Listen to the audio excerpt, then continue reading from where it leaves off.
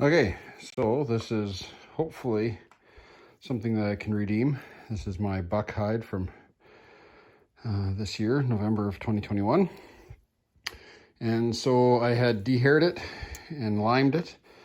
And after slipping the hair, it was starting to freeze in a big bucket in half of a 45-gallon plastic drum in my garage here in kind of mid-northern Saskatchewan in Canada. And I had hung it like this with a little rope around it from the ceiling to let it drip dry, and then kind of it froze, and because my garage freezes, and didn't turn the heat on.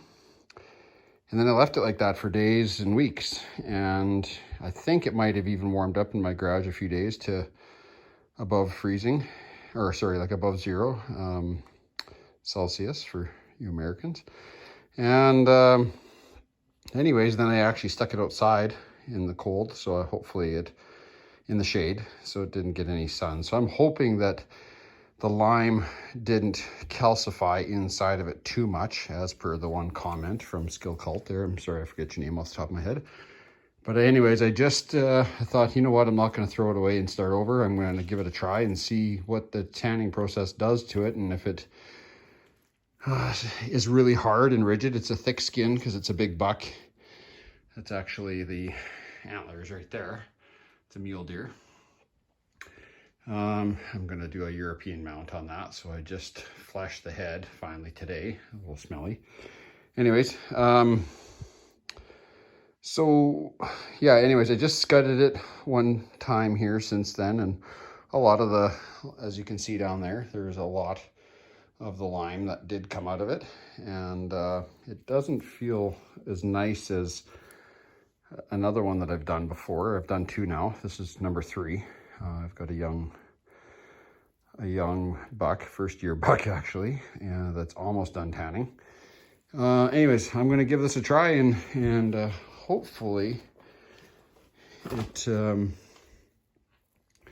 it definitely doesn't feel as stiff. It was really swollen up in some spots where the skin was thick. As you can see there, there's some spots that are really still swollen. There were some that were probably twice that. So probably the thickness of my pinky finger in some areas. But once I scudded out the lime solution, it did get better. And anyways, I flushed it again and got lots of flesh off, as you can see down there, along with some of the other crud from the fleshing the skull of my buck. So anyways, yeah, hopefully you see this and are able to maybe comment on what my likelihood is. I got one really dark. Let's see if I can rotate this here and find it. I got there.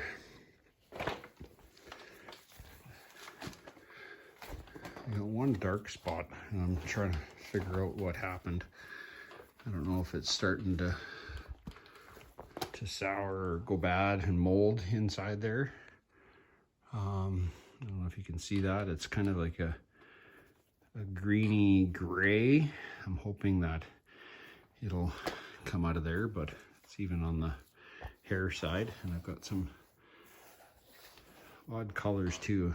It seems to be where the hair slipping process happened at different times. It's almost like a little film that can scratch off. So I'm hoping that'll clean up down the road. I might scud the hair side lightly with something really dull, like maybe even just a piece of hardwood with a sharp edge on it. Cut it at a 90 degree and just kind of clean that up a bit. So I guess we'll see. Anyways, I didn't want to give up on it. This was my first buck, so I was hoping that even if the leather doesn't turn out to be soft and supple, where I can maybe use it in a book binding for a Bible or anything soft that way, maybe I'll finish it with a more firm oil or tallow or lard and make something that I can make a stiffer leather out of, and because it might tend to want to go that way now anyways because of the lime and whether I'm able to get all of that lime out. And if it's, I think what you said is that if it dries and gets exposed to carbon dioxide, it will turn into calcium, or back into limestone, I should say, and it won't come out. You can't squish it out of the hide. So I guess we'll see. Thanks.